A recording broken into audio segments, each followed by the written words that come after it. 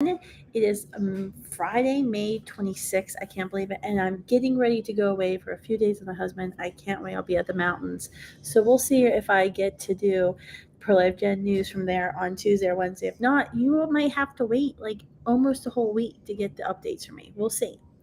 All right. So I'm coming to you live tonight because there's some breaking news that I want to share with you, some other updates that you need to hear about that happened today. So, first order of business is there's this breaking report coming from Florida about the Ron DeSantis campaign. So, there's a pollster that is one of his top senior advisors for the Ron DeSantis presidential campaign, who basically on Thursday in Miami told major Republican donors, so people who write big checks, that you know we got to win the primary before we win the general, basically kind of code for don't worry, Ron's going to go in the middle on abortion. So this pollster, Ryan Tyson, actually stated in this leaked audio from this meeting, you have to win the primary before you win the general, which we all know is political talk for we're going to go in the middle on the issue. We're going to moderate on the issue after we win the primary. But then he actually described Ron DeSantis's position on abortion as safe, legal, and rare. That's the old Clinton mantra that he used to win, my family members, blue dog Democrats back in the 90s, saying, well, you may not like abortion, but we think it should be safe, legal, and rare. Now, with Ron DeSantis signing the Heartbeat Abortion Prevention Act in Florida, it is rare in Florida and it's legal in Florida. But we should never fool ourselves into thinking that abortion is ever safe, because we all know it's certainly not safe for babies and it's not safe for the moms, as these shady Florida abortionists have been proving for years. This is not a good thing. This is definitely not a good thing for the pro-life movement, because what this pollster was saying to major donors was that Ron DeSantis' position is sort of lining up with Donald Trump's position now, which we hope it would change, in that this is going to be a states issue, that he's not going to take a leadership role here. So this is a huge question for us in the pro-life movement. I know many young pro-lifers are very excited about Governor Ron DeSantis entering into the GOP presidential fold, especially since he signed into law the Heartbeat Abortion Prevention Act. But this is something that every single pro-life Gen member needs to be very concerned about, because this is typical pollster, political pundit, donor crap that we have heard over and over again, that comes from the Republican establishment. And we have to nip this in the bud now, that we will not tolerate anyone who's running for president of the United States on the Republican ticket to placate us within the primaries, and then go to the middle on abortion in the general, which, by the way, that's not going to work. Do you think that you going in the middle on abortion in a general after you've said you're pro-life is going to actually work? That Planned Parenthood's suddenly going to be nice to you? This is why we say to candidates all the time, why would you stand up and say you're for a 20-week or 15-week Abortion Prevention Act? Just at least say you're for a 6-week heartbeat, when a heartbeat is detected, Prevention Act, because you're going to save so many more lives, and they're going to hate you the same amount either way. It doesn't matter. So it's unbelievable. I mean, like, let's look at the candidates. Let's just look at the candidates here from 2022 who tried this and didn't work. Tell me how it worked out for let's see, Dr. Oz in Pennsylvania, like Masters in Arizona, Laxalt in Nevada, and like Joe O'Dea in Colorado. Does anybody even know who Joe O'Dea is? Yeah, he had no chance of winning Colorado. The Minnesota gubernatorial race with Scott Jensen, the one who actually held his grandbaby in his arms while saying that he was going to moderate a Republican's position on abortion. Those guys didn't win. They never win. But you know who did win? J.D. Vance in Ohio. Ted Budd, the co-sponsor of the National Life at Conception Act in North Carolina, Governor Reynolds in Iowa, Governor DeWine in Ohio, Governor Kemp in Georgia, who all signed heartbeat abortion prevention acts. Yeah, so I mean, now is the time for Governor DeSantis hopefully to come out and clarify his position and be very clear to the pro-life generation that abortion is, yes, a federal and a state issue and a local issue, which we all know. But as president, if given the opportunity, he would sign into law a National Heartbeat Prevention Act. And we want every single GOP contender to do the same. This is not putting one candidate over the other. All right, let's talk about another major story that came up today. It's actually a pretty sad story. So Khloe Kardashian shared her son's name, and then she came out and openly spoke about the surrogate process. So she and her ex had a child via a surrogate. I don't know what's going on. I don't know if it was purely by choice or she was unable to have children, but it's actually pretty heartbreaking. If you read the news article, I'm reading like page 6, which is a gossip magazine online, but the quote was, "Struggled to connect with surrogate born son." Quote, "It was a transactional experience." And I think this is very true. I mean, we don't.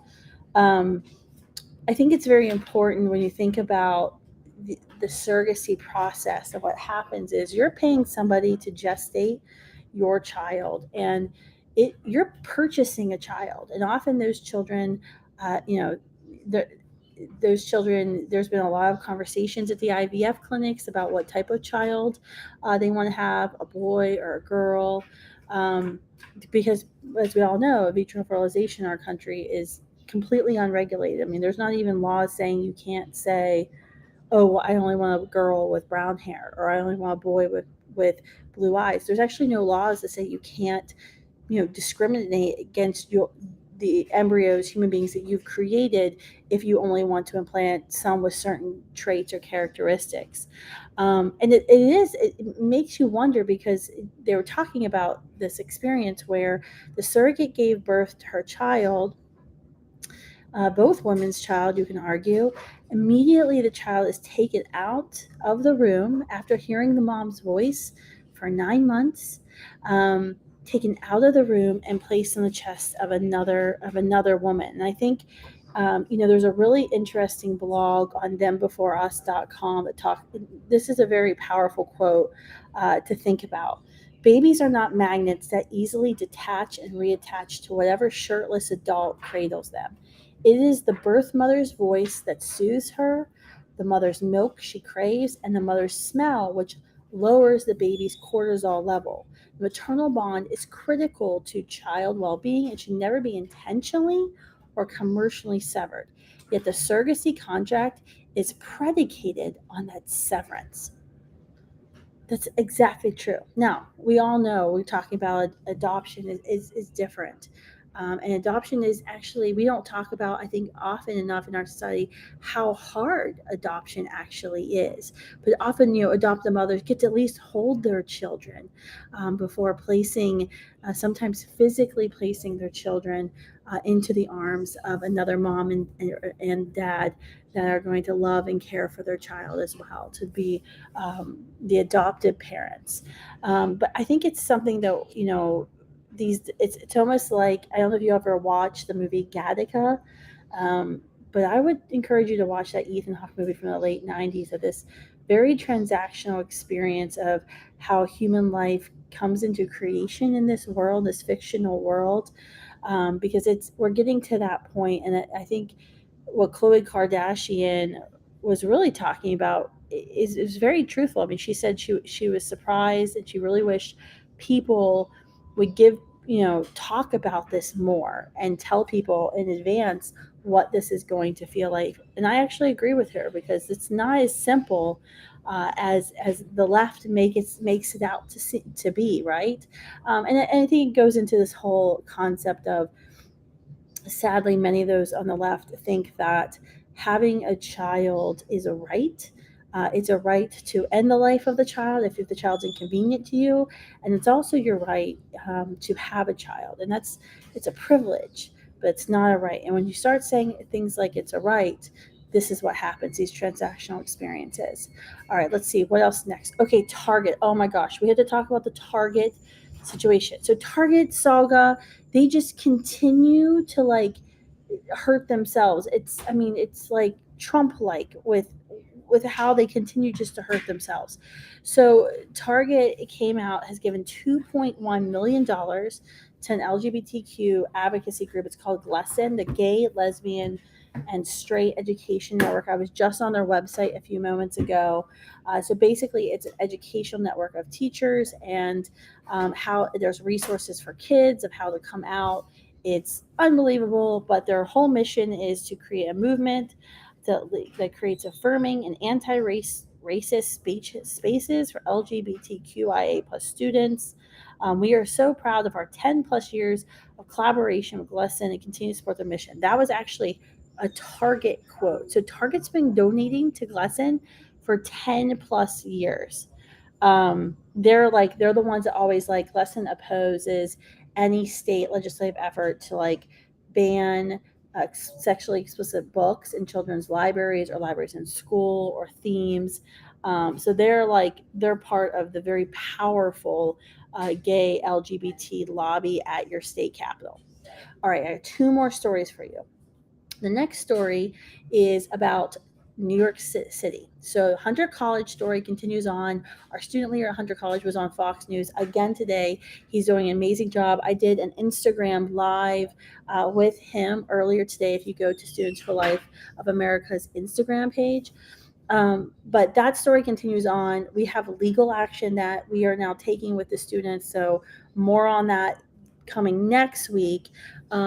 And as you know, the teacher has been, the Michonne wannabe has been fired, not because she, violently upended our table and threw our materials to students and made it an unsafe learning environment, but also, mainly she got fired because she wielded a machete when a reporter went to her door asking her for her opinion and then chased this reporter down the street.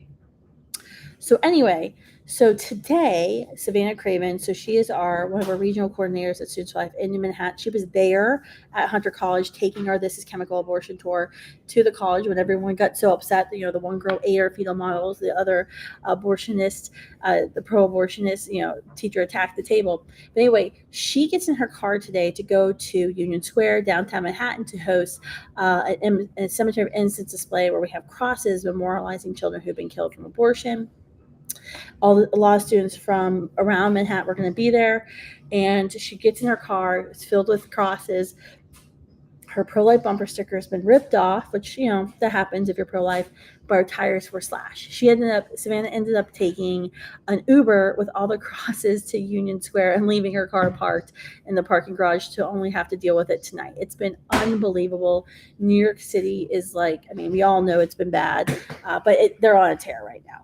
All right, so last story I'm going to share with you tonight is a Wall Street Journal article called why Americans are having fewer babies. And it's a pretty long piece. You have to have a Wall Street Journal access to it, but don't you despair. I got to read the whole article. I sprung for one of my team members to have access, the monthly fee. And it goes into a lot of reasons why they think it's really quite shocking. So as you all know, the replacement value is 2.1 babies for every woman.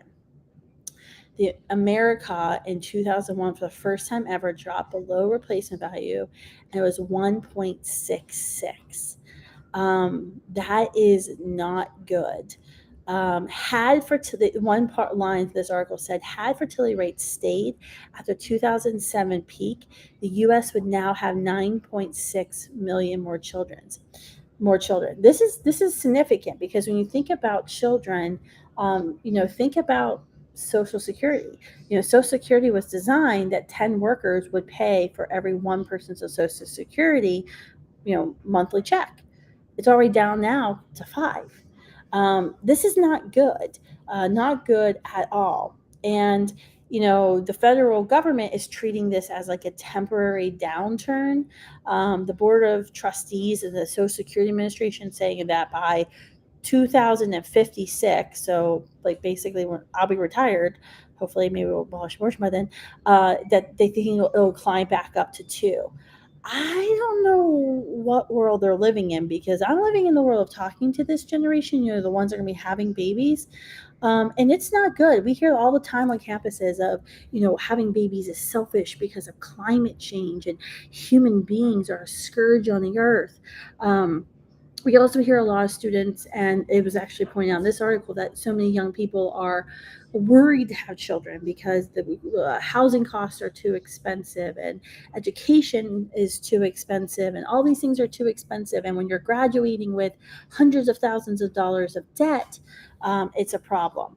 This article actually goes into something that was really interesting about women not being able to find partners. So it was talking about how the fabric of society has changed, where blue collar workers aren't making enough money to, support themselves and have growing families. There was one quote in here, um, where they said that women are more educated, are advancing in their careers. So it said more women can't find a suitable partner because, with their own greater education, economic status, it's harder to find a man who will measure up. Um, so yeah, this is really quite shocking, and it's going to spell devastation not only for the United States but across the world, because this has been happening in Asia and Europe. I mean, that's why you saw the immediate reversal, the quick reversal. It was like reversal of the one child policy in China. Then there was a two child policy. Now it's like the three child policy. And it was like bam, bam, bam, bam, bam. After like decades of having a one child policy, instantly they were coerced. They cited in this article that South Korea was like 0.8% replacement value. Let me see here. It's a huge article, so I'm trying to scan it, but it's like so large. I mean, it's several countries are like, yeah, South Korea was 0.84 and has since sagged to 0.78. Italy's replacement value, who are the Italians? Slid to 1.24. China's population fell in 2020 for the first time in decades because its fertility rate has been far below the replacement rate for years. This is a major, major problem. This is why Elon Musk has been talking about it. You kind of have to have people. And when you're talking about saving the world and planting trees, all are good things of protecting our earth. The question you have to really ask yourself is, who the hell are you protecting the earth from if you're not having children? So we have a problem. It's a cultural problem where young people have been conditioned to believe that the earth is in such bad shape that they can't have kids. You have people who are so far in debt by 23, 24 that they can't imagine having children. You just have other young people who I've met and have conversations with, who are like, I just want to have fun. Why would I want to sacrifice, my weekends or trips that I want to take to Europe and to travel? Why would I want to sacrifice that to have a child? So you just have selfishness at the heart of this as well. So we have to start having serious conversations with our families, with our children, young people in our lives, about why having kids matters. So that's your Pro Life Gen news for Friday, May 26th. I hope you all have a wonderful Memorial Day, and I'll see you all next week when I get back from the mountains.